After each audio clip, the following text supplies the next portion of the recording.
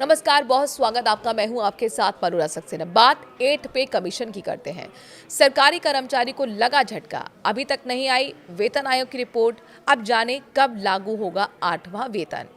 8वें वेतन यानी 8वें केंद्रीय वेतन आयोग की सिफारिशें जनवरी 2026 में लागू होने की उम्मीद थी, लेकिन अब स्पष्ट हो गया है कि आयोग की रिपोर्ट अभी 15 से 18 महीनों में ही तैयार हो पाएगी। इस देरी का असर सरकार की वित्तीय योजना और बजट पर बड़ा होगा। आईसीआरए ने अपने बजट 2026-27 से संबंधित रिपोर्ट में इस देरी का विश्लेषण किया है और कहा है कि सरकार इस समय पूंजीगत व्यय यानी कैपेक्स बढ़ाने पर ध्यान दे सकती है, क्योंकि 8वें वेतन आयोग की सिफारिशें लागू होने पर 2028-29 से भारी वित्तीय दबाव महसूस होगा। 8वें वेतन आयोग की देरी और बजट पर असर, इसको समझते हैं। पिछले वेतन आयोग की तरह इस बार भी वेतन वृद्धि 10 साल बाद होनी थी।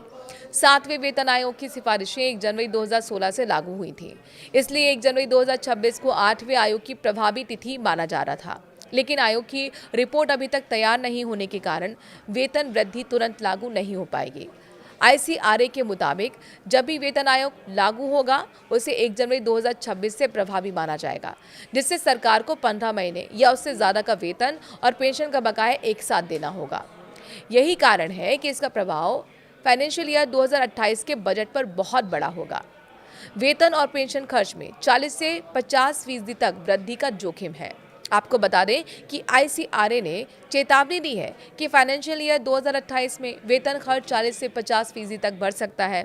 इससे सरकार का वित्तीय संतुलन बिगड़ सकता है और विकास योजनाओं और साथ ही अवसंरचना पर खर्च करने की क्षमता सीमित हो सकती है। 7वें वेतन आयोग के दौरान सिर्फ 6 महीने के अहर्तों के बावजूद वेतन खर्च में एक साल में 20% से ज्यादा की वृद्धि हुई थी। 6वें आयोग की देरी से कारण 2.5 साल से ज्यादा का बकाया भुगतान हुआ था, जिससे बजट पर 2 साल तक का दबाव बना रहा। सरकार का रणनीतिक कदम क्या है, ये समझिए। आईसीआरए के मुताबिक सरकार फाइनेंशियल ईयर 2027 में कैपेक्स लगभग 14% बढ़ाकर 13 लाख करोड़ रुपए तक कर सकती है।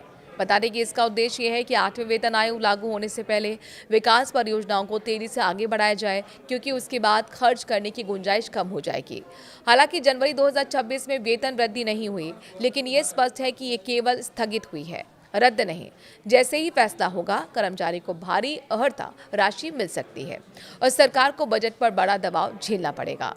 आईसीआरए की रिपोर्ट के मुताबिक 8वां वेतन आयोग अब केवल वेतन वृद्धि नहीं, बल्कि भविष्य के कई बजटों को प्रभावित करने वाला एक बड़ा वित्तीय घटना बन गया है।